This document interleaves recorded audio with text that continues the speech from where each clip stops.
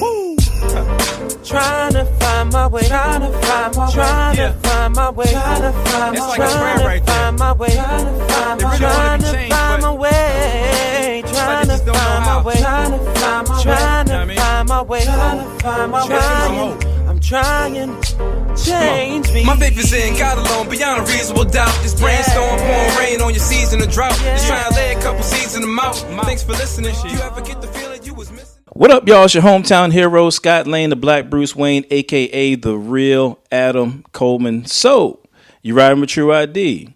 For the Tru-ID family that's been following me for a while on Facebook and Twitter, y'all know a couple months ago, back in November, I was in San Antonio for the EPS Apologetics Conference. And, man, I had a blast. I learned a lot. Got a break from changing diapers for a few days. Shout out to my wife. And, met some really good people, man, and made some really good connects, like the guest we had with us today. This is going to be special, y'all. I'm telling you, we're always trying to push ourselves here at Tru-ID to give y'all the best content we possibly can. And I've got a feeling this episode is about to be fire. So keeping it fresh like we supposed to. Let's welcome to the show Apologist Greg Koukl. How you doing there, man? Hey, Adam, I'm so thrilled to talk with you. I had a great conversation with you when we were together in San Antonio and had dinner. And, that's when we first talked about doing the show, and I'm glad we can do it.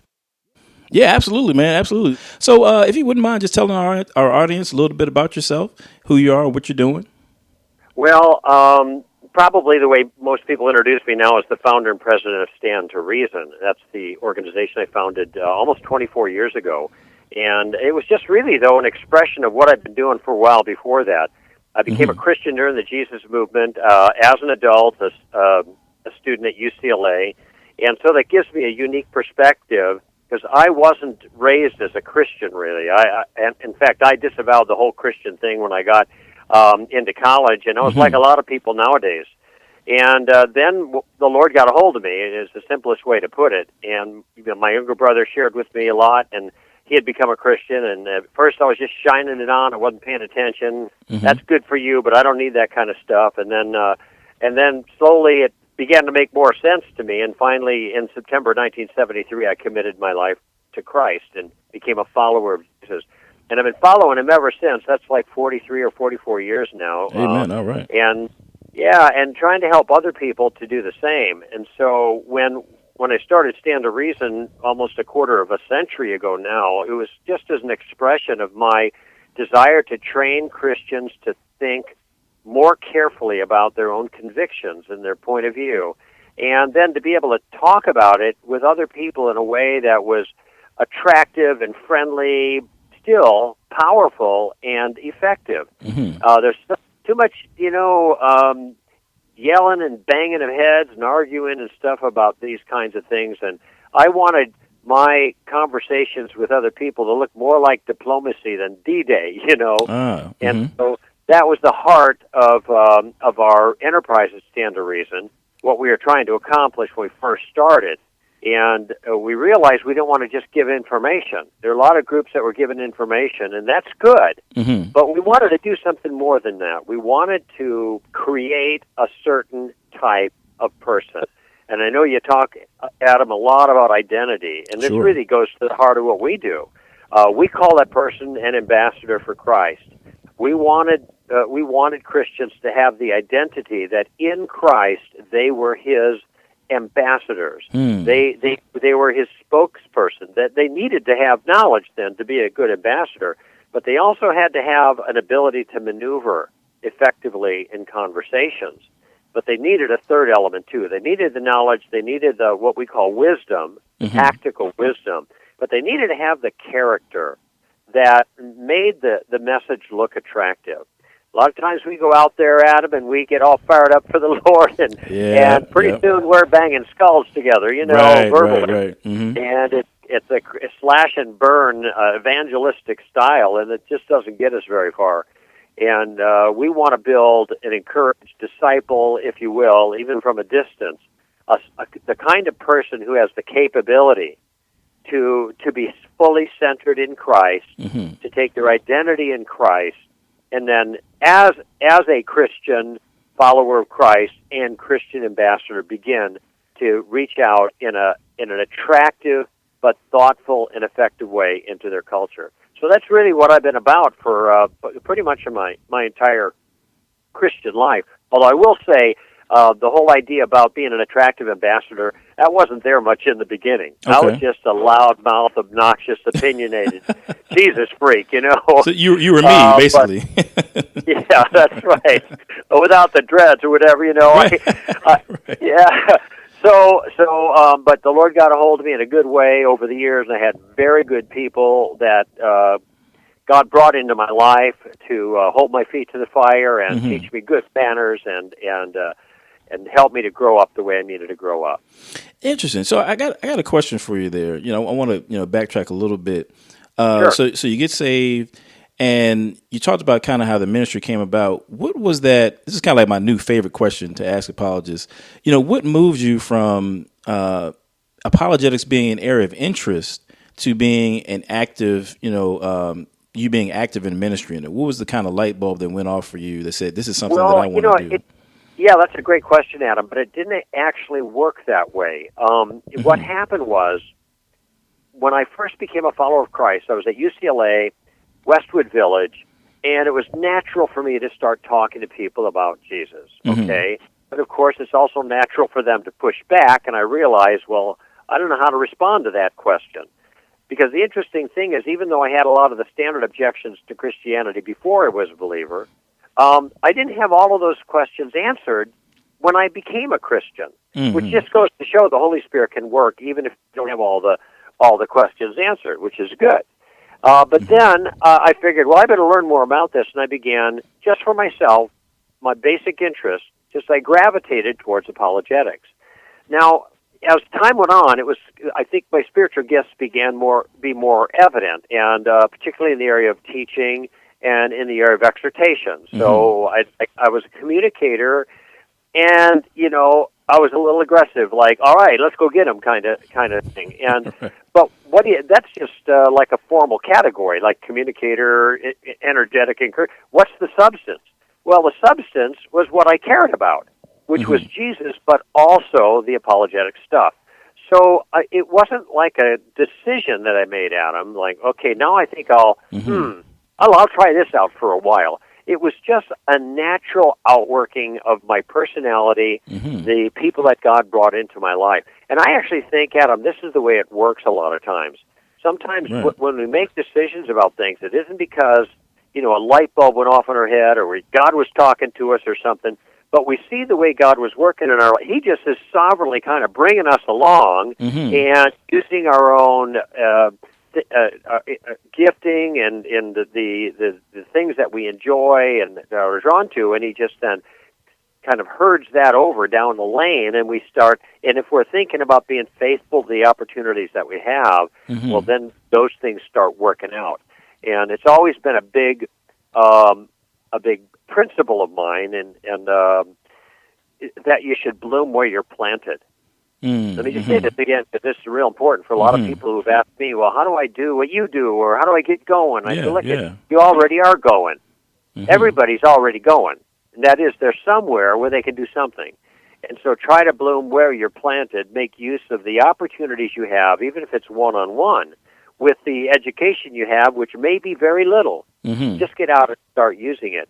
And I think, Adam, as we start using our gifts and our capabilities, that's when the Holy Spirit begins to take this moving object, that is the faithful Christian, using what he's got, and starts placing him in circumstances where he can be more effective. And for me, that started out at a pastoral role at a local church for about 8 years, and there I ran a Christian ed program. I wasn't the main pastor, but I ran the Christian ed program. So that, and I did some writing for them. So you can see that just really starts taking advantage of some of the things that I already like to do, communication skills, and that helped to hone those. I'm faithful in that environment, and that led to the founding of Stand to Reason in 1993. Gotcha. So there were like a lot of little steps. Being faithful in a little thing, then you take another little step over here, and here's another little opportunity. I never had the big picture, Adam. I still don't, really. The big picture, what's going on ahead, it's like a lamp unto my feet kind of thing. And that's the way it was for me. Got you. Well, that's reassuring, because when I first got into apologetics, I'm like, man, I'm going to have to go like get a doctorate or something like that. And then I started looking at, curriculum. I'm like, man, that's kind of expensive. So that may not work. It's like, let me rethink that, Yeah, you're right. Yeah, well, I started with a master's degree, and when I got that master's degree, I got another master's degree. I got one in apologetics, and I got one in philosophy. And people said, and when I think of a PhD, for me, at my age, it's not worth the trouble. I got plenty for me to do that's on my plate with the education that I have. Mm-hmm. But there is an element, though, of blooming where you're planted, is making an assessment of how you can be a student of your craft. Mm-hmm. How can you develop the craft better than you have it right now? Your craft as a communicator, your craft as an apologist. And see, here you are. You're apologetics minded. You got a passion for the African American community and the consciousness community, and what you got a podcast. So you break out into this new area. Okay, it's a little uncomfortable. Yeah, you test the waters, whatever, but that's okay. You're blooming where you're planted. And once you start doing that, you just see that God gives opportunities that you hadn't thought about, and you begin to grow. That's very true. You're taking the initiative, though. Good for you. I appreciate it. And it's interesting. So listening to your story, it's starting to make more sense. Now, I want to switch gears a little bit, but your book Tactics, when I was listening to you talk about the focus of your ministry at creating those ambassadors in a way that's diplomatic, I can kind of see how that's all kind of couched within your book Tactics. Can you kind of talk about that a little bit, and what was your approach with Tactics and kind of what you were trying to get across there? This ambassador model, so to speak, I talked about 3 qualities of a good ambassador. I said there's a knowledge component. I said there's a wisdom component. And I said there is a character component. Mm-hmm. Now, the way we characterize that at Stand to Reason is knowledge is an accurately informed mind, wisdom is an artful method, and character is an attractive manner. And the Tactics material really focuses in on that second quality, wisdom and attractive manner. How do we navigate in conversations? And I know you and I both been to conferences where we listen to speakers. We thought, oh man, those guys are good. Sure. They know it. They got it down. They've got the answers, and we're glad they're passing the answers on to us. Mm-hmm. But I realized that there's a missing bridge in those conferences, and that the missing bridge is a bridge from the content, which you're getting there, to the conversation. Mm-hmm. A bridge from let's call it the scholarship, to the relationship, okay? Mm-hmm. How do we get all that good learning into motion, into conversations with people in a way that, it looks more like diplomacy than D-Day, in a way that doesn't look weird or doesn't make us feel uncomfortable, and especially, Adam, in a way that protects us. It gives us some protection. Mm-hmm. You and I are kind of bold guys. That's why we do what we do. We're a little high on the boldness scale, but most Christians who want to be used by the Lord aren't quite as bold. And so if they sniff conflict in the air, with us, well, they're gonna sit on the bench, right? They're not gonna get out and get banged around. Right. And so what the Tactics book amounts to is a game plan that allows them to discuss their Christian convictions. That's actually the subtitle. A game plan for discussing your Christian convictions. But then it takes advantage of those, or it keeps in mind those concerns I just offered. It provides the bridge from the content to the conversation. It allows you to find a way to enter in so you're not banging heads with people. It also gives you a tremendous amount of protection, so that even the most timid of us, or the most reserved of us, or bashful or shy, can get up into the batter's box, so to speak. Mm-hmm. They don't have to swing for the fences. They don't even have to get on base. They just have to get in the batter's box. And then the tactical game plan allows them to do that. I make a promise every single time I speak to an audience regarding this material, and no matter who it is, I just make the same promise. And here's the promise. It's the same promise I'll make now to anybody who'll read the book. Okay. I say, I promise that in the next 30 minutes, 45 minutes, hour, whatever I have with them, I am going to give you a game plan that will allow you to converse with confidence in any situation, no matter how little you know, or how knowledgeable or aggressive or even obnoxious the other person happens to be. Mm-hmm. So there's the promise. And you know enough about the tactical game plan to know that as we use questions to be able to maneuver in conversations. And when you think about it, if you know the right questions to ask, if you have a basic game plan, you can converse with confidence in any situation, no matter how little you know or how aggressive or knowledgeable or obnoxious the other person happens to be.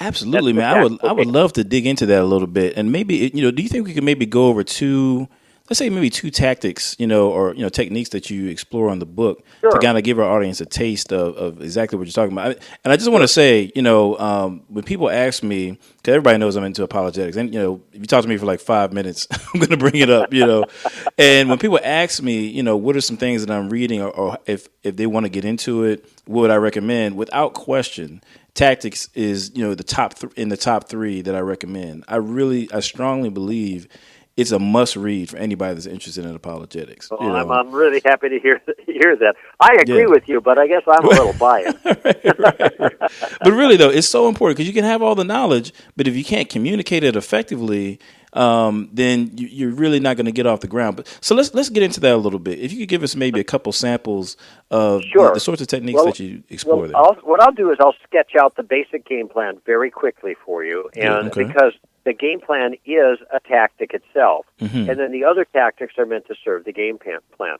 I have discovered that using questions in conversation, there's 3 different ways that in the book I teach how to use questions. So it keeps it simple and pretty well organized, but using questions is the most effortless way to stop a challenger in their tracks, to turn the tables, to put you in the driver's seat, and get the other person thinking. And incidentally, my goal in this, and you know this, Adam, because you're familiar with the kinds of things I talk about. Sure. My goal is not to win the person to Christ in that first meeting, okay? I do have a goal. I want them to become Christian, but I know it's probably not going to happen in 15 minutes, me talking to them. So what can I do? I'm not going to harvest, but maybe I can do a little gardening. Maybe I can till the soil a little bit, plant a few seeds, and just move the person forward. Now, the way I describe that is by putting a stone in their shoe, okay? Putting a stone in their shoe. You think of the concept, it's like a stone in the shoe. Well, that's kind of annoying when you get a stone in the shoe. That's right. You can still walk, but you're always reminded that there's something there kind of bugging you a little bit. Well, there's a certain sense in which I want to try to do that with non-Christians. I want to annoy them in a good way. I want to give them something to think about because I think that Jesus and Christianity are worth thinking about. And so with my tactical approach and using my questions, I'm just going to try to do a little bit of work, all right? And just, like I said, give them something to think about, put a stone in their shoe. And so there are two uses. There are actually 3 uses of questions. I call this tactic, by the way, the Columbo tactic. Right. And some of your older listeners might remember the infamous Lieutenant Columbo from TV fame, who would solve crimes by always asking all these questions. And he just seemed kind of innocuous, and he's friendly, and he didn't seem very, very dangerous to the criminal. But he ended up getting this guy because he was shrewd.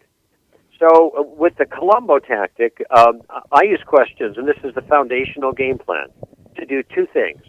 First is to gather information. When I start talking to somebody, man, I'm not going to dump the gospel on them right away. I'm not going to hammer them about Jesus and sin and all that. They may be Christians. I don't know. Maybe they used to be Christians, and they left the church because there was a bunch of people hammering about it, and that annoyed them, Yeah. Maybe, so who knows? Maybe they're atheists. Maybe they're, Muslim. Who knows?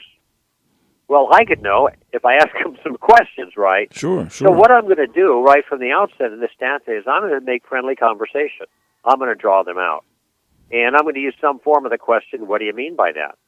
Now, it may be I'm looking at one person had some jewelry that was interesting, and I said, "Hey, does that jewelry have any religious significance?" Mm-hmm. Just last week, 4 days ago, I was in San Antonio, and the waitress had a tattoo on her arm. I said, "Hey, what does your tattoo say?" Mm-hmm. And it said something like, "Hope, faith leads to hope." And that sounded religious, right? Mm-hmm. So I said, "Are you a Christian?" And she said, "Yes, I am." I said, "Well, I love the Lord too." Well, great. So we kind of made common cause. But you notice how the conversation started. I just showed interest in her tattoo. Mm-hmm. A lot of times people are talking about spiritual things, and they'll say, "Well, there is no God." They're an atheist. And I say, "Okay, what kind of atheist are you?" Well, there are different kinds of atheists. Mm-hmm.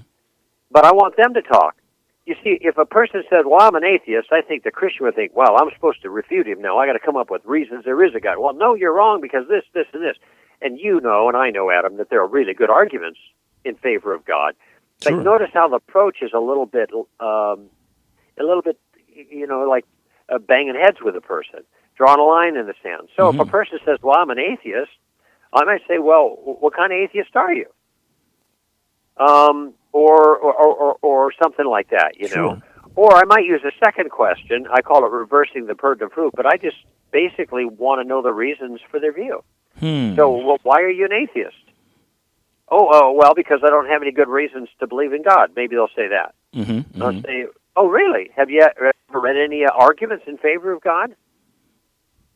Well, no. If they say no, I said, "Well, then how do you know there's no good arguments for God?" You know? Right. If they say yes, they have, then I'll say, "Well, which ones did you read?" Right. And then they say, "Well, this, that," and I say, "Well, what did you find wrong with those arguments?" Now, notice that in each of these examples, and I can give you dozens and dozens of them, but this might be sufficient for now. Each of these examples, I'm not taking offense at the non-believer. I'm not trying to jump right in, trying to tell him how he's wrong and I'm right. Mm-hmm. But what I'm doing is I'm gathering all kinds of information. I'm trying to get clear on exactly what his view is, why he believes it. And guess what? A lot of times when I ask these questions, just to clarify what people believe and why they believe it, I get silence from them because they never even thought about what they believe, and they've never thought why they believe it. And notice that I'm not even using any fancy apologetics at this point. I'm just asking questions to be a student of their view, but in many cases, I'm already making progress in the conversation, okay? Mm-hmm. Now, so that's just a very quick thumbnail sketch of the Columbo tactic, which is the core of the game plan, using questions. What do you mean by that? How'd you come to that conclusion? Mm-hmm. Two different kinds of questions to probe and get a fuller sense of what the other person actually believes. No fighting, no lines drawn in the sand. I'm genuinely showing interest. And frankly, when I talk like this, Adam, boy, people usually respond well because they I'm taking an interest in them. And that's flattering to people. Mm-hmm. Yeah. So now you ask for another tactic, and the one that comes quickly to mind is what I call the suicide tactic. Okay? The suicide tactic makes capital of some points of view to die on their own. You know, they self-destruct. They commit suicide. There's a lot of views that people have that just are contradictory. They're internally contradictory, but they don't know it. For example, if I told you, Adam, I cannot speak a single word in English. Right. You'd be thinking, well, what was that you just said? You just said, exactly. Well, I said, Adam, there are no sentences that are more than 3 words in length. Mm-hmm. You're thinking, hey, was that a sentence? And didn't that have more than 3 words? So both of those statements that I'm making are called self-refuting statements. That means they refute themselves. They destroy themselves. Mm-hmm. They commit suicide. And if you're watchful in conversations, and sometimes if you know what to look for, and this is what I talk about in the Tactics book, you'll notice that there are a whole bunch of things that people end up saying that turns out to be self-refuting. Mm-hmm. That is, it's victim of the suicide tactic.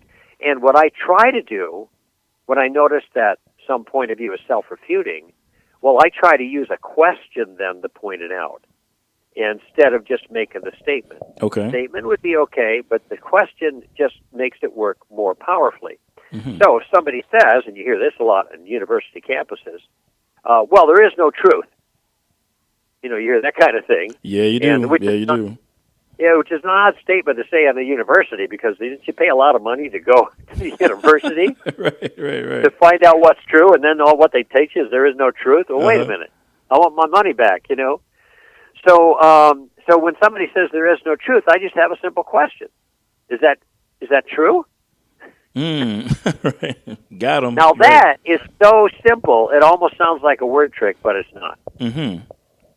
A person thinks that it is true, that there is no truth. Well, then you can see how their point of view just immediately self-destructs, okay? How about this? How about a person who's making an argument in favor of relativism? Moral relativism, the idea that morality is just an individual matter. You have your morality, I have mine, they have theirs, and that's all you can say about it. Yeah, it's floating around a lot, actually, yeah. Pardon me? That's floating around quite a bit, actually, yeah. Oh, yeah. In fact, there's a certain sense in which I think the consciousness community that you work with a lot, as I was reading your fine articles on that you have on the web, that there's some relativism that's kind of going on under the surface there that I noticed, but maybe we can talk about that later. Yeah. In any event, though, the person who says that there is no morality, it's just a matter of personal opinion. Mm-hmm. Therefore, Christian, you shouldn't be pushing your morality on me. Now, this is a very common statement. Mm-hmm. The person who is claiming morality is relative and then faulting a Christian for pushing the Christian's morality on someone else. But notice what just happened. I don't know if any of your listeners just picked it up. That is a self-refuting statement. Because first they say there is no right and wrong, and then they say it's wrong for the Christian to force his morality on someone else. Right. It's like they're saying there are no moral rules, and let me give you one right now. Okay, now so they're talking out of both sides of their mouth. And I promise you, they don't even realize they've made a mistake. And in fact, most Christians don't realize they've made a mistake until they hear somebody like me explain this. And just like me, I heard J.P. Moreland, the philosopher, explain this once, and I'd never seen it. And all of a sudden, bingo! I thought, oh my gosh, I've been missing that all this time. And so when somebody says, oh, you shouldn't push your morality on me, I just have a simple question: why not? Well, turn it right back on them. Well, they can't say because it's wrong. Right, you're caught. Yeah. Yeah, because that's what they've just been telling me. You can't say to anybody it's wrong. But what are they going to say? I don't like it. Well, why should I care whether you like it or not? Are you assuming that I should? It is right for me to care about what you like? Mm-hmm. Now, I believe you should care about other people's sensitivities, but that's because I believe in morality. The person who doesn't believe in morality, and there's a whole bunch of them say they don't, well, then how can he then get all offended because I'm acting towards him in a way that hurts his feelings, as if, it's wrong to hurt people's feelings. I don't think you believe in that kind of thing. Mm-hmm. So what I'm going to do is I see the suicidal maneuver there, and I'm just going to use a question to help him see that. Now, in the book, I have got lots and lots of examples of suicide because there's a lot of sophisticated ways where this happens. Mm-hmm. For example, when somebody says you can only know truth through science, science is the only thing that tells you truth. Well, that's actually self-refuting. To say that all religions are equally true and valid, this is religious pluralism, this is actually self-refuting, commit suicide. And if some of your listeners are interested in, boy, how does that work? It's once you see it, you see it.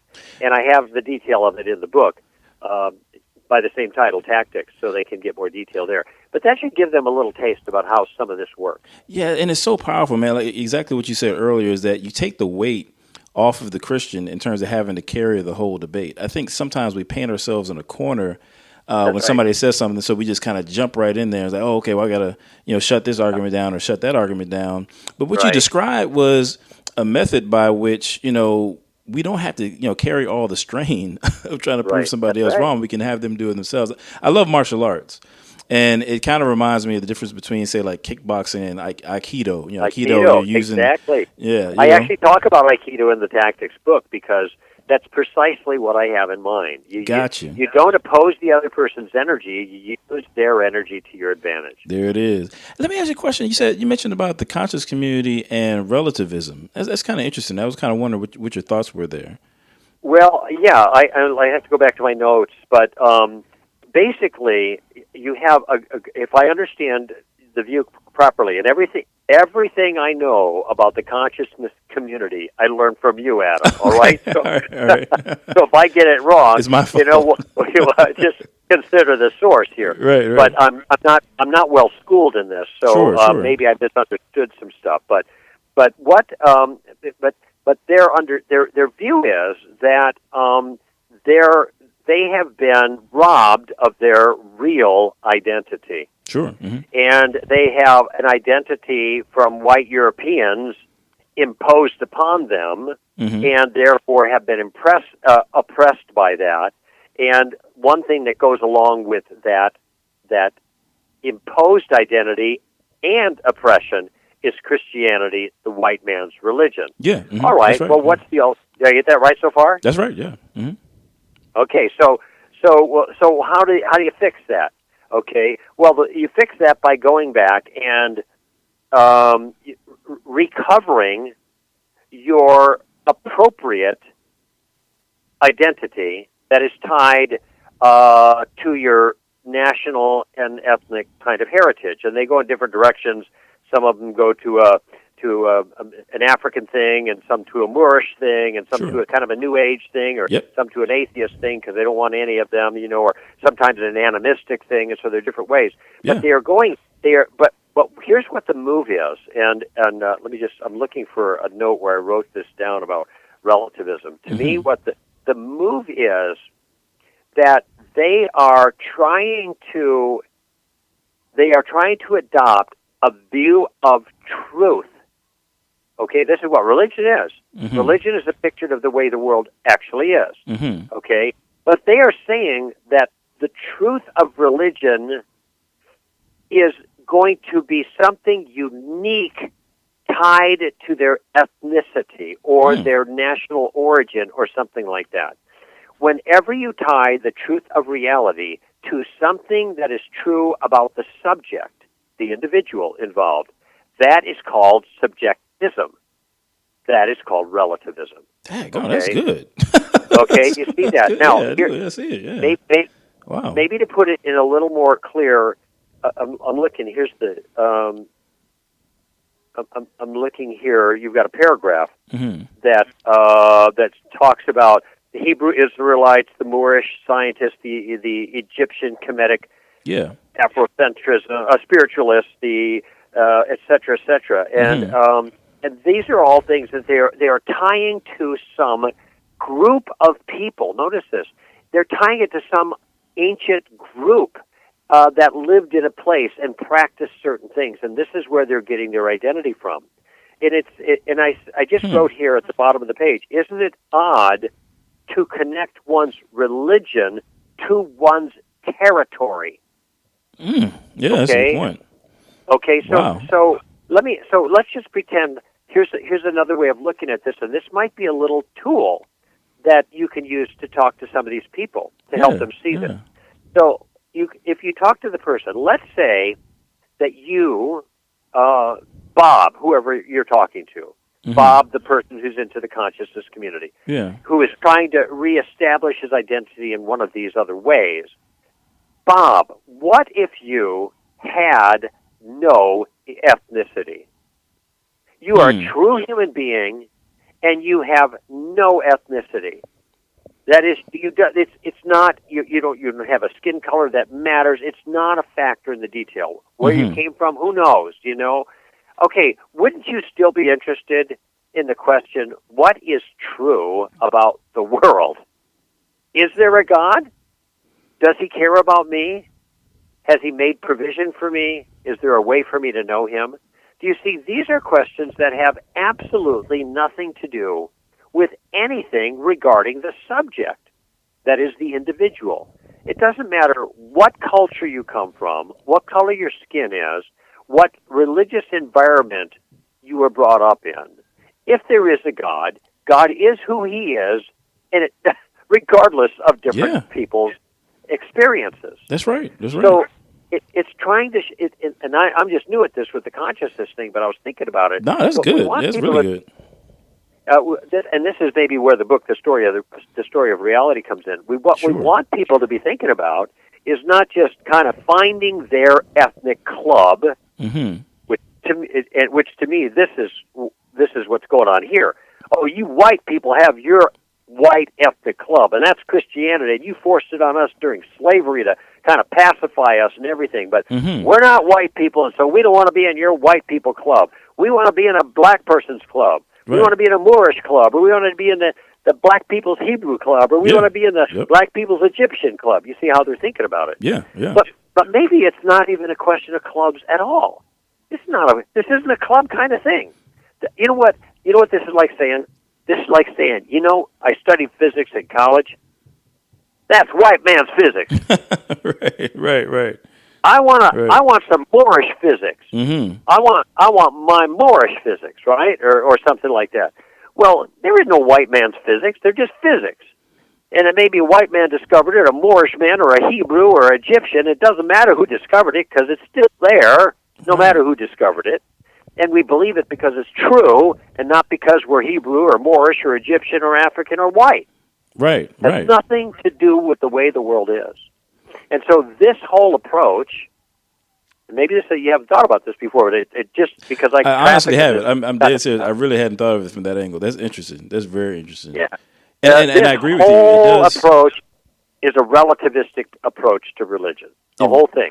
It absolutely is. I really hadn't thought about it from that angle. But I agree with you that it actually does segue really well into your new book, Story of Reality. So can you go there right quick? Because I think that'll add a little more weight to what you just said. Like, you just dropped the bomb right there, and I hadn't thought of it before. That's good, man. That's good.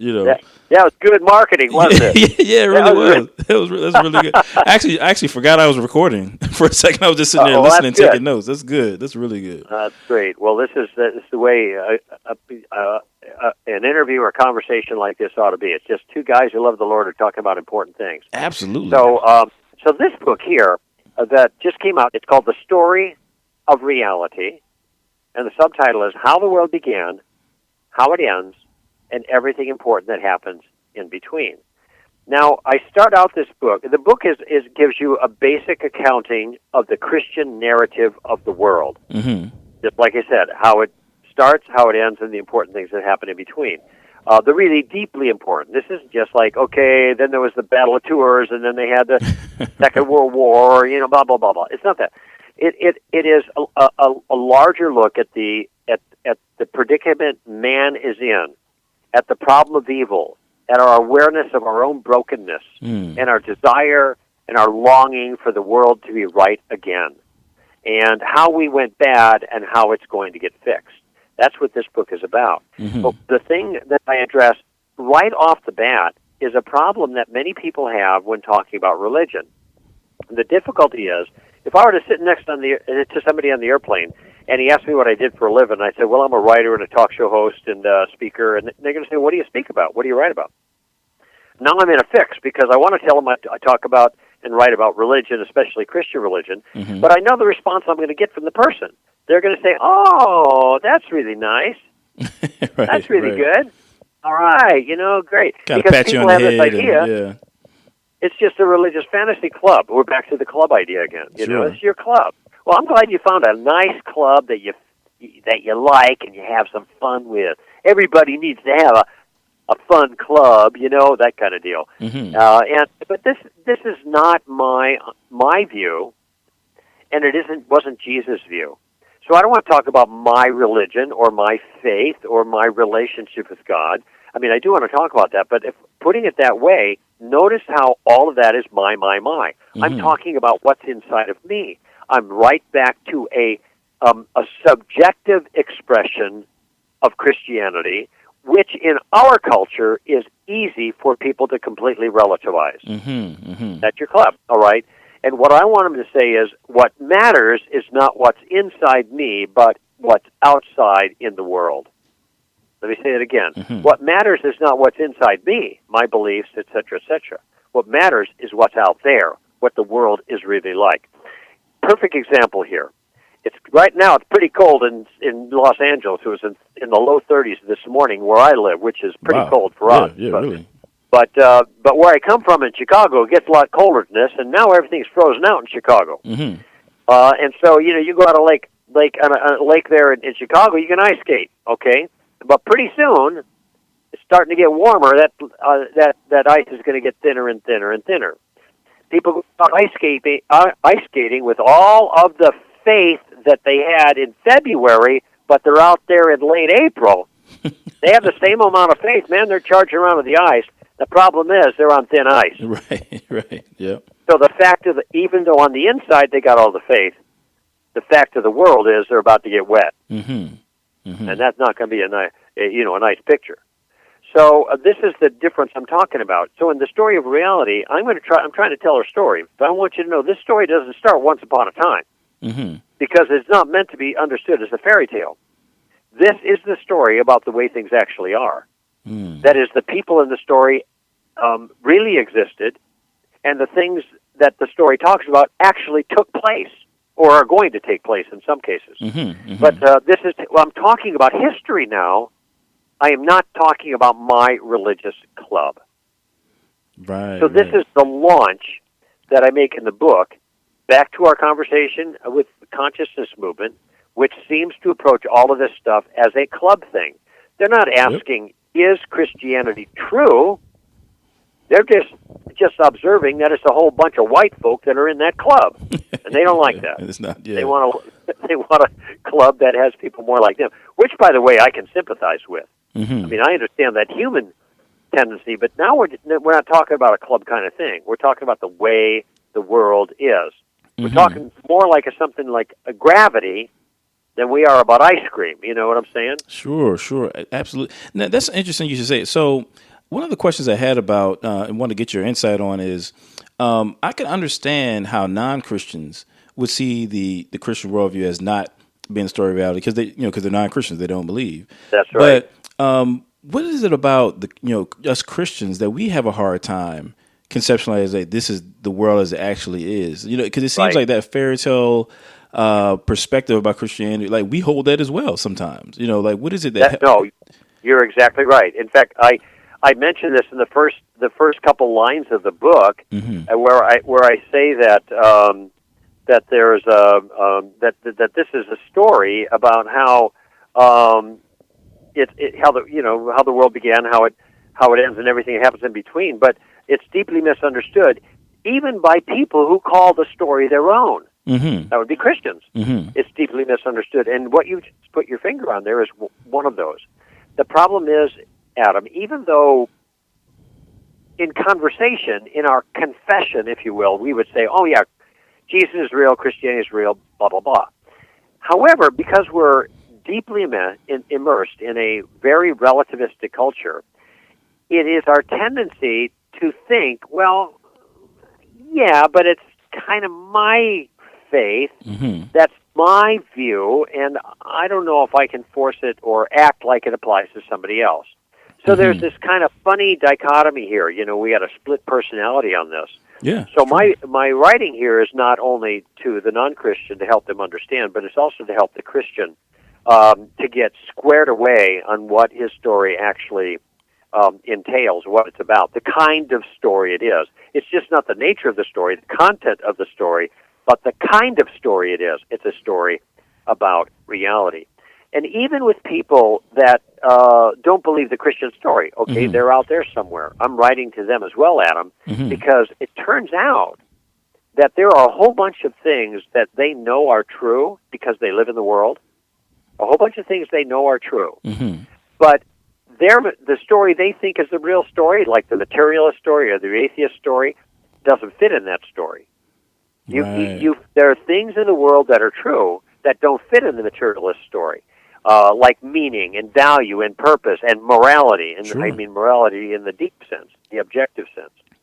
And if morality doesn't fit in the atheistic worldview, the materialistic worldview, then I'll tell you one thing they can't make sense of, and they can't make sense of the problem of evil. Yeah. Okay. when people raise the problem of evil, they're saying, well, that's not the way the world's supposed to be. You know, it ought to be different. But listen, if there is no way the world is supposed to be in the first place, that's materialism, then how can you say that? There's got to be a sposer, you know, to make the world the way it's supposed to be, and that would be God, who made the world a particular way, and now it's gone south on us. Well, can I interject right there for a second? Because I think that's a really powerful point, and I want to kind of, go back to that for just a minute, because one of the linchpin arguments, that folks in the conscious community make, it really revolves around slavery most of the time, is that, white folks ought not to have enslaved Africans. And I think the thing of it is that that ought to really doesn't make a whole lot of sense if you're an Afrocentric atheist, because there is no ought. That's right. There can't. What you can do is you can invent an ought, but this isn't the way people mean it. When they say, slavery's wrong, they don't mean, it's just wrong to me. Right. But, if you want to own a slave, it's not wrong for you. You can own a slave. No, they think it's wrong for others to own slaves, all right? Right. Now, if the world is just molecules clashing in the universe, then there is no right and wrong like that. There are no oughts, as you put it. There, it just is. And you look at the natural world. I mean, look at all the, it's the law. It's the law of the claw. It's or as one person put it, nature red in tooth and claw. Yeah. That's it. It's eat or be eaten is the only rule out there. The strong rule the weak. That's Darwinism, right? Essentially. Right. So you can go that way if you want, but you got to pay the price. Right, and I think it's interesting because my argument is that for the Afrocentric atheists, they actually should highly esteem those folks who sold Africans into slavery and enslaved them, because that's what evolution is all about, right? Survival of the fittest. So they really shouldn't be all that upset about it. Well, you could. I don't know. Maybe even with this saying highly esteeming him, that's smuggling in kind of a moral notion in there. Oh, that's true, yeah. I think they'd have to say well, that's the way things work. Yeah. They would just say kind of descriptively, that's the way things work. That's the way the world is. The strong rule the weak. And so slaves are weaker under the circumstances that they find themselves in. And I don't at all mean that Africans are weaker than non-Africans, but they were overcome. Is what they were. They were captured and overcome. Right. And they were kept from anything that could allow them to set themselves free. So that was why they couldn't do that. They were oppressed. But in any event, what it shows is that some people, some whites and blacks, were more effective at the power game. All right. So what are you going to say? You can't say that was bad. It's just the way things work. Okay. Right. On an atheistic paradigm. That's right. Yeah, it's if that's their paradigm. And see, now what you're showing, Adam, is that ideas have consequences. And if somebody is going to camp in the atheistic worldview, then they have to be willing to pay the price that goes with it. Right. Just man up and admit it, that when it comes to morality, it just ain't happening. Because you don't have objective morality, the kind of morality people are appealing to when they complain about things like slavery. You don't have objective morality in a naturalistic, physicalistic, materialistic, atheistic world. You just don't. And hey, since we're on this, let me just read this this word that came from Richard Dawkins. Okay, sure. And it's fabulous because he's the atheist guy, right? Yeah. And he is very consistent here. Listen to what he says. He says, in a universe of blind physical forces and genetic replication, some people are going to get hurt, other people are going to get lucky, and you won't find any rhyme or reason to it, nor any justice. The universe we observe has precisely the properties we should expect if there is at the bottom no design, no purpose, no evil, and no good, nothing but blind, pitiless indifference. Close quote. Man, I love that, because I don't agree that that's the way the universe is, but that's the way you have to acknowledge it is if atheism and the Darwinism that's built on the materialistic worldview, if any of those things are true. Yeah. Now, curious, Richard Dawkins, he doesn't stay true to his true to his word here, and because he's got all kinds of moral judgments against Christianity. Right. That he's but they don't fit in his worldview. But he can't. But still, he's a man made in the image of God. He's got to still speak out morally, even though his philosophy doesn't allow that kind of thing. Gotcha. Well, hey, man, I've actually kept you past the time that I said I would, and trust me, I would keep you for another hour if I could. if I could, because this is good stuff, man. It really is. But I would be remiss if I didn't give you a chance to promote the stuff that you got out there. Like, I know you got a website and books and so forth. So just let the folks know about that. Right, Stand to Reason. Stand to Reason. That's the organization I work for, and we have a great website. The acronym for Stand to Reason is STR, and so our website is easy, str.org. We have thousands of pages of information on that website. We have hundreds and hundreds of video clips, short vignettes that will help your people navigate on just about everything that they're going to be challenged on. The exception would be what is the issue you deal with so well, and that is the consciousness community. That's the stuff for me. Gotcha. But I'll let you handle that tough challenge there. But we've got pretty much all the other things covered. And this is also the place where they can get a hold of the book. They go to the website, they'll see it right there on the front page. The story of reality, and at str.org. So awesome, I hope they like it. Oh, well, I'm enjoying it. So I would recommend it to everybody out here listening. Please pick up a copy of Story of Reality and Tactics, and definitely go visit str.org. I actually got you guys' app, and I'm on there at least 3 or 4 times a week. So I would highly recommend it. But with that said, hey, Greg, I appreciate you, man. Thank you for coming on the show. Thank you for your time, and for all my listeners out there, I love you guys. And that's another episode in the books. Catch y'all next time. Well, Adam, thank you for having me on, and I have to tip my hat to you. You're doing a tough job. A good job in a tough field, and I'm glad that your listeners have someone like you to serve their needs. Hey, I appreciate that. Thank you. Catch y'all next time.